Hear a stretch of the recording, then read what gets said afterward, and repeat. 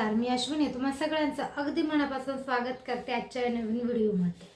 तर आज मंगळवार आहे आणि 2-3 दिवस झाले बाहेर ना थोडा थोडा पाऊस येत असतो. तर तो पाऊस पाहून ना खरी भजी वगैरे खायची इच्छा होतेच, कितीही नाही म्हटलं तरी. तसंच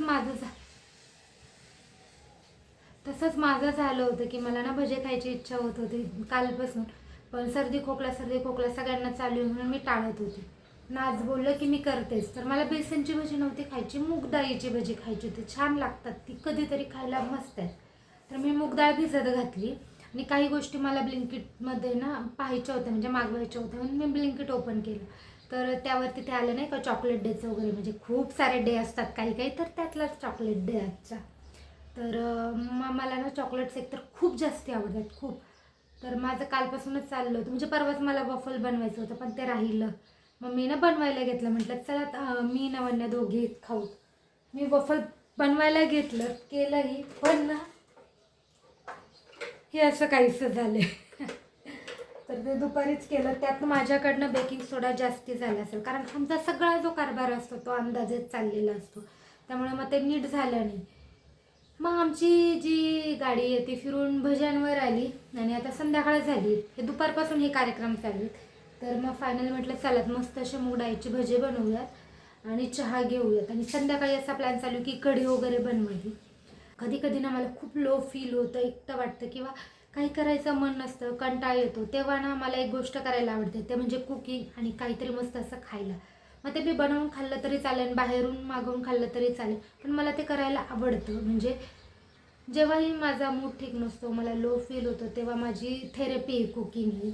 त्यामुळेच जेव्हाही माझा मूड नसतो, मला ठीक वाटत नसतं, तेव्हा ना मी खूप सारं खायला काही ना काहीतरी बनवत असते.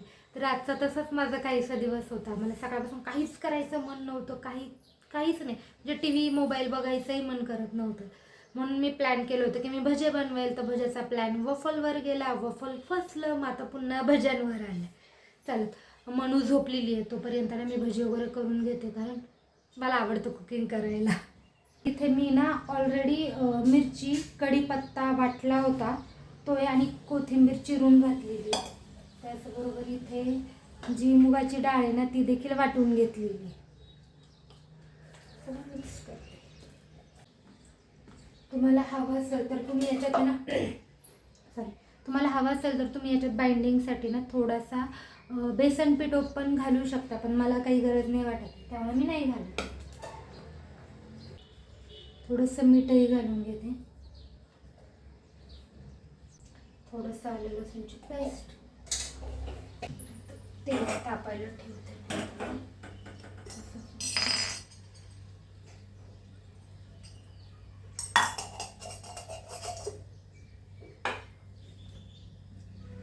असं मला शांततेत स्वयंपाक करायला फार जास्ती आवडतं, आणि मला असं शांततेत स्वयंपाक करायला जास्ती आवडतं. तर मनू झोपली, नवन्या खेळते, ती जर झोपलेली असते तर अजून छान वाटलं असतं, पण हरकत नाही, करूयात आपण.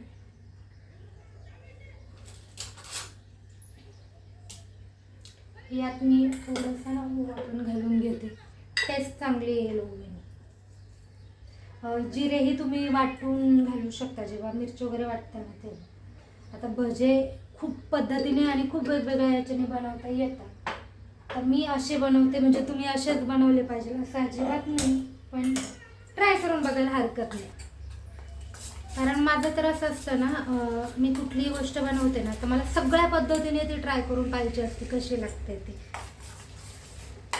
रोजचा स्वयंपाक कसा करायचा कंटाळा येऊ शकतो मला, पण असं नाही का वेगवेगळ्या गोष्टी ट्राय करायचा कधीच कंटाळा नाही येत. त्याच्यातनं मला कांदाही घालायचा आहे, बरं झालं मी विसरले होते, आठवलं. तेल तापलेलं तर एखादी भजी ना विदाऊट कांद्याची करून घेते. झालं.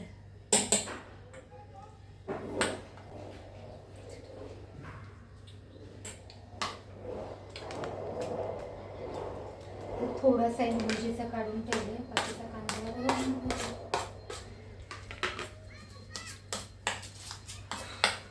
कांद्याने ना थोडेसे मऊ राहायला मदत होते भजे, नाहीतर ते असे ना थोडेसे हार्ड झाल्यासारखे होते, सॉफ्ट नाही. तर इकडे भजे तळतीये आणि इकडे चहा ठेवलाय, कारण भजी आणि चहा याचं कॉम्बिनेशनच छान आहे.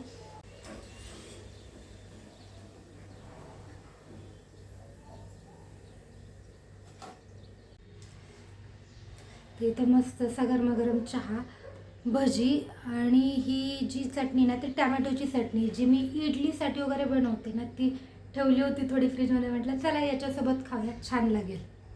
मग काय, त्याच्यानंतर मी माझ्या आवडत्या जागेवर येऊन बसले.